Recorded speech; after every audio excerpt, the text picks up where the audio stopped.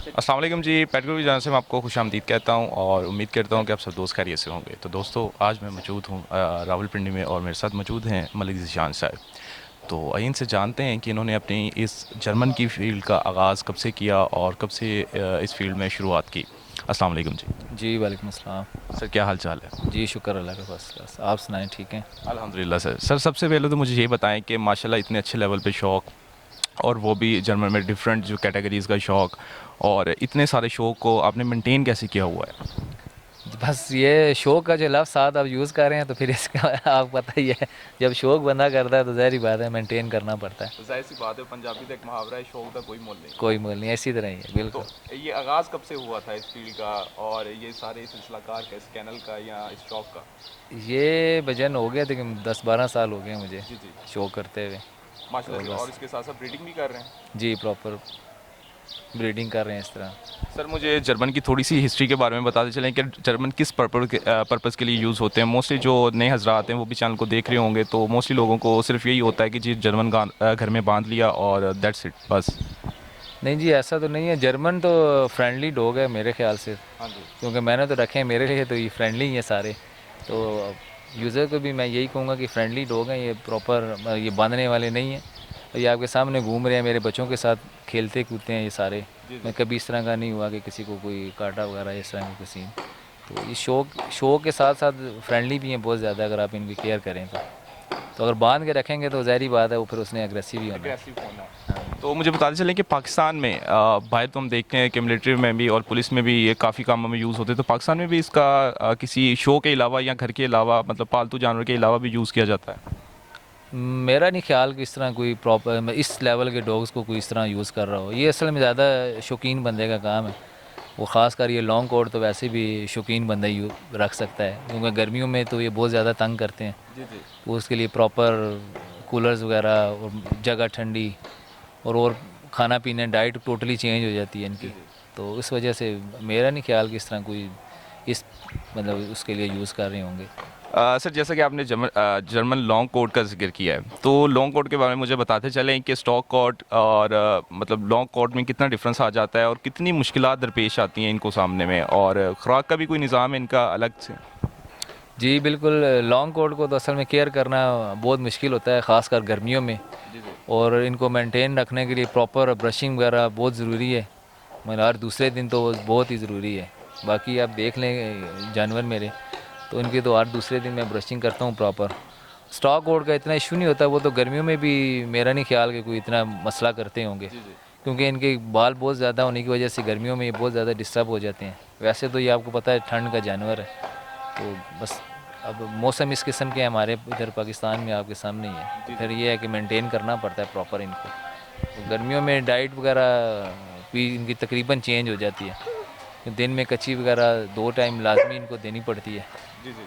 क्योंकि उसके बगैर तो ये बहुत मुश्किल हो जाता है इनको। जी।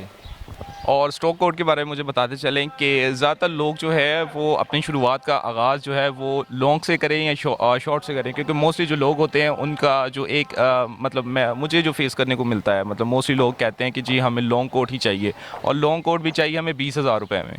तो इसके बारे में थोड़ा सा डिटेल में आवाम को गाइड करते जाएँ कि लॉन्ग कोट क्या चीज़ है और ये 20,000 की रेंज में क्या मुमकिन है? नहीं, ऐसा तो मुमकिन नहीं है, लॉन्ग कोट 20,000 रुपये में बहुत मुश्किल है। तो असल में लॉन्ग कोट को केयर करना, न्यू जो हमारे भाई हैं वो असल में लॉन्ग कोट शौक़ से ले लेते हैं, लेकिन उसको उस तरह केयर नहीं कर पाते। अच्छी अच्छी ब्रीड परचेज़ कर लेते हैं, महंगे भी ले लेते हैं, ये नहीं कि 20,000 अच्छे प्राइस पे भी परचेज़ कर लेते हैं, बट उनको मेंटेन नहीं कर पाते। वो फिर सारा मलबा जो है वो ब्रीडर पे फेंक देते हैं। तो मैं तो उन भाइयों से यही कहूँगा कि लॉन्ग कोट अगर आप रखते हैं तो उसकी केयर भजन बहुत मुश्किल है। अगर आप रखते हैं तो प्रॉपर उसकी केयर करें, ख़ासकर गर्मियों में तो उनको डबल जो है ना केयर करनी पड़ती है। सर्दियों में फिर भी गुजारा हो जाता है, ब्रशिंग आप प्रॉपर करें टाइम से। डाइट प्लान जो है सर्दियों में वो जो है कुत्ता खाना अच्छी प्रॉपर खाता है, तो उसमें उसको अच्छी डाइट दें कि आपके वो गर्मियों में कवर हो जाए। कवर हो जाए। तो जी। सर, इसके बाद थोड़ा सा ब्रीडिंग पे चले जाते हैं कि गर्मियों में और सर्दियों में ब्रीडिंग के ऊपर आपको कितनी मुश्किलात फेस करने को आती हैं? सर्दियों में ज़रा पहले 2 4 5 दिन लिटर आने के बाद मुश्किल होता है थोड़ा सा, क्योंकि सर्दी बहुत ज़्यादा होती है। तो छोटे बच्चे समझें कि एक हल्की सी हवा लगी तो वो सरवाइव बहुत मुश्किल हो जाता है। बहुत मुश्किल हो जाता है। तो और गर्मियों में जी जिनके ऊपर पार्वो एक वायरस होता है उसके ऊपर भी हम बात करेंगे। जी जी, वो पार्वो असल में गर्मियों में ही ज़्यादातर आता है, तो वो भी लोग केयर नहीं प्रॉपर कर पाते। असल में मेरे ख्याल में पार्वो जो लोग रखते हैं उनको चाहिए कि भी सफाई का बहुत ज़्यादा ख्याल रखें, वैक्सीनेशन कंप्लीट करवाएं प्रॉपर टाइम पे। तो मेरा नहीं ख्याल कि इस तरह पार्वो का कोई सीन, मेरे पास तो अल्लाह का शुक्र है कभी इस तरह का सीन नहीं हुआ। मुझे नहीं याद पड़ता कि पार्वो मेरे किसी पपी को हुआ हो। एक दो दफ़ा मुझे फेस करना पड़ा है, वो भी क्लिनिक पे लेके जाता हूँ, तो वहाँ पे किसी को हुआ हो तो फिर इस तरह मसला बन जाता है। अदरवाइज़ मेरे अपने कैनल पे कभी इस तरह का सीन नहीं हुआ, क्योंकि मैं सफाई का ख़ास ख्याल रखता हूँ। बिल्कुल। तो उस मैं भी दूसरों भाइयों से भी यही कहूँगा कि सफाई का आप ख़ास ख्याल रखें, पपी वाले ख़ास तौर पे। तो मेरा नहीं ख्याल कि पार्वो इंशाल्लाह किसी को भी कुछ होगा अटैक करेगा, और प्रॉपर वैक्सीनेशन करवाएं उसकी। तो सर रावलपिंडी में आप कौन सा क्लिनिक है जिनको आप मतलब सपोर्ट भी करते हैं और उनको रेकमेंड भी करते हैं? मैं सर रावलपिंडी में भाई हैं हमारे, फ़ारूक भाई हैं, ये स्कीम 3 में नहीं, PWD में है। और डॉक्टर फैज़ी है भाई है, वो अपना वो बैरियर फेस 8 में है। तो मैं तो मेरे जितने भी दोस्त यार हैं या मेरे पास से न्यू जो पपी लेके जाते हैं, तो उनको मैं यही कहता हूँ कि अगर आप बैरियर वाली साइड पे हैं तो डॉक्टर फैज़ी को टच करें, अगर आप इस साइड पे हैं तो डॉक्टर फ़ारूक को टच करें। ज़बरदस्त बात की आपने माशाल्लाह से। सही है। तो सर थोड़ा सा मुझे इनके टेम्परामेंट के बारे में बताते चलें कि इनको आपने ये इनका टेम्परामेंट जो है ये कंट्रोल में है, यानी कि मेरे साथ भी बैठे हुए हैं तो इजीली मतलब हैं, प्यार कर रहे हैं, तो ये आपने ट्रेनिंग दी हुई है या मतलब इनकी ब्लड लाइन में है? नहीं, ट्रेनिंग तो कोई भी इतनी ख़ास नहीं ब्रदर दी। असल में लाड से अगर रखें आप, प्यार वगैरह इनके साथ करें, तो मेरा नहीं ख्याल कि ये इस तरह इतने एग्रेसिव होते हैं। तो मेरे तकरीबन मैंने बड़े लाड प्यार से रखे हुए हैं सारों को, तो बहुत कम ही होता है क्योंकि इस तरह का सीन हो। अदरवाइज़ नया कोई बंदा आता है तो उसके थोड़ा सा करते हैं तंग, लेकिन वो भी मैं पास खड़ा हूँ तो नहीं ज़्यादा नहीं इतना करते। जी सर थोड़ा सा प्राइस रेट के ऊपर आ जाते हैं कि स्टॉक कोट और लॉन्ग कोट में मिनिमम और मैक्सिमम प्राइसेस कहाँ तक जाती हैं? लॉन्ग को असल में स्टॉक कोट तो मैंने रखा नहीं है, मेरे सारे ही तकरीबन लॉन्ग कोट है, मैं स्टॉक कोट का शौक ही नहीं है मुझे। तो लॉन्ग कोट नॉर्मल जो नॉन पेड पपी है वो 67 से स्टार्ट होता है, तकरीबन लाख तक जाता है, और पेड जोन्स है वो 1.5 पौने 2 तक चला जाता है। जी। ठीक है, बड़ी अच्छी बात की आपने। और मुझे बताते चलें कि जैसा कि इनकी लॉन्ग कोट है तो इन पर जो टिक्स हैं और दूसरी चीज़ें हैं वो बहुत सारी अटैक करती होंगी, तो टिक्स के बारे में मुझे थोड़ा सा गाइड करते जाएं कि टिक्स को दूर रखने के लिए क्या किया जाए? टिक्स का भी मैं वही पार्वो वाला बताऊंगा सब भाइयों को कि सफाई का बहुत ज़्यादा ख्याल रखें गर्मियों में ख़ास कर। जी जी।